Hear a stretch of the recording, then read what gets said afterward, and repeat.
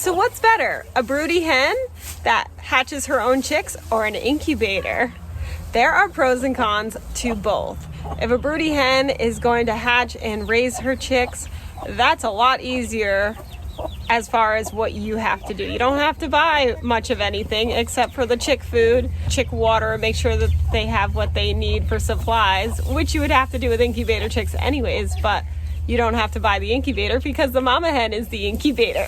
However, my vote is for the incubator because I've been able to hatch more chicks using an incubator. A broody hen can only fit so many eggs underneath her, and not all of those eggs are going to hatch. Typically with my Buff Orpingtons, my broody hens will usually hatch 1 to 4 chicks. They can hatch more than that, but with the amount of bacteria that there is outside, it can affect those eggs that are trying to hatch in the embryo development. There's a lot more temperature fluctuations, humidity fluctuations just with outdoor weather. The incubator is a more controlled environment, so you can have larger hatches. But it is really cool to see a broody hen raise her baby chicks and teach them everything they need to know about surviving and free ranging and being part of a flock. It's really good skills that chicks should learn.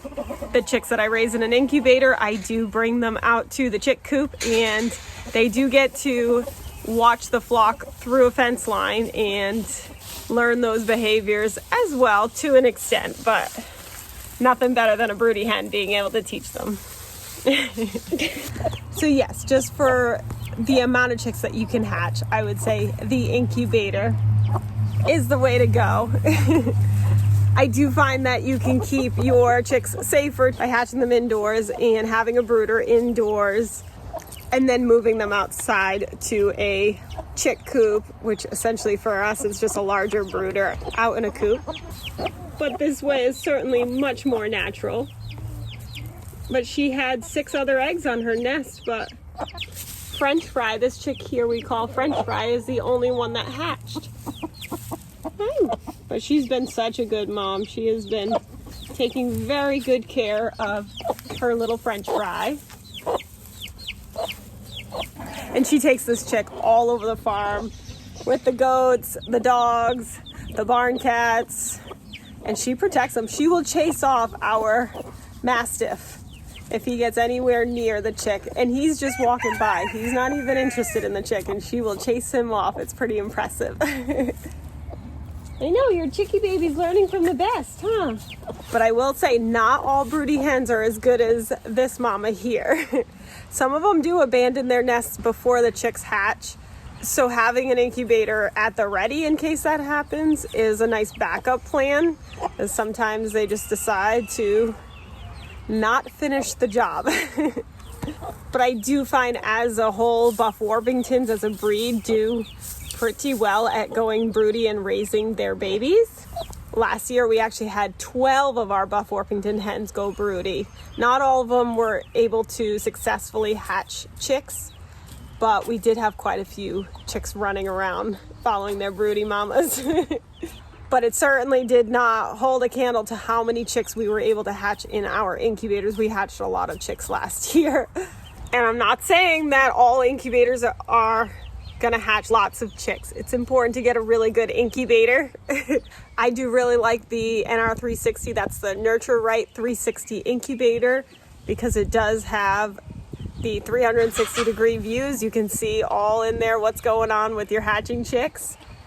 It's got the automatic egg turner, which is awesome. I find it's pretty good at regulating temperature, and you can change the humidity with a little window opening. And I do have 3 of them now, and over the years of hatching in these incubators, I have learned a lot of tips and tricks. So if you are interested in hatching in that type of incubator, you should definitely check out my hatching playlist, because it's got lots of good secret tips and tricks that I've learned. And here are my incubators. Now, while my hens could potentially have 8 to 12 eggs underneath them, incubators, depending on what you have, mine hold 22 eggs at a time. 22 plus 22 plus 22. 66 if you've got 3 of these. chicks. I do like that it tells you how many days left of hatching. It tells you the humidity, lets you know what the temperature is at. You can use the flashlight to candle eggs. I personally don't use this as a candler because I have brown eggs and it's harder for me to see into them. So I do use a candling flashlight, the Nest Echo, which I will link below.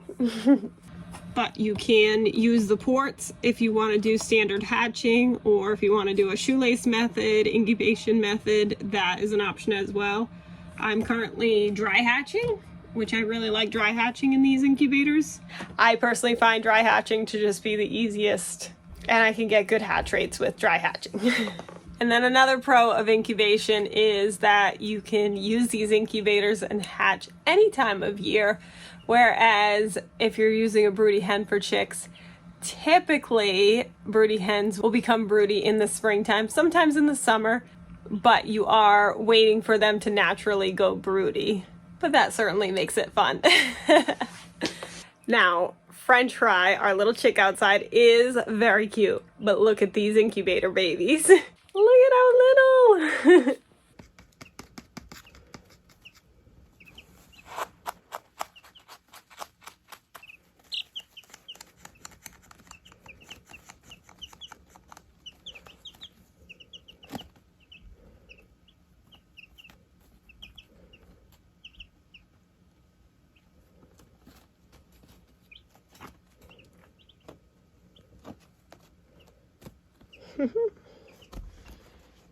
They are just so precious. But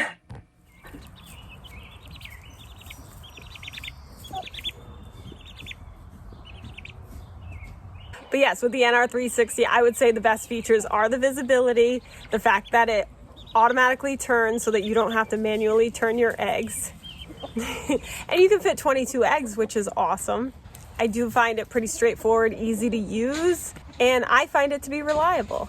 So if you've decided you want to hatch some chicks, whether it be with a broody hen or an incubator, I've got lots of videos on chick care, incubation, as well as on broody hens and what to expect. I like to set up a little maternity ward for my broody hens that are sitting on eggs. So that way they're protected, because they're actually sitting on these eggs for 21 days.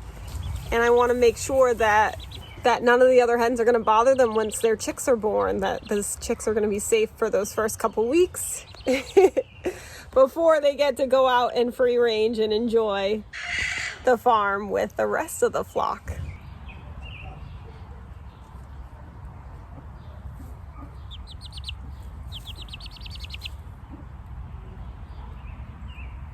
So if you're looking to get an incubator like the NR360, or if you need chick supplies, some of my favorite ones are linked down below in the description. These are affiliate links. You don't pay extra, but it definitely helps by giving us a small commission, which helps out this farm. So thank you for watching this video and supporting us. We really appreciate it. And if you haven't started your farm yet, what are you waiting for? Get your farm on. And if you liked this video, if you could hit that like button and subscribe if you want to see more videos like this. 1, 2, 1,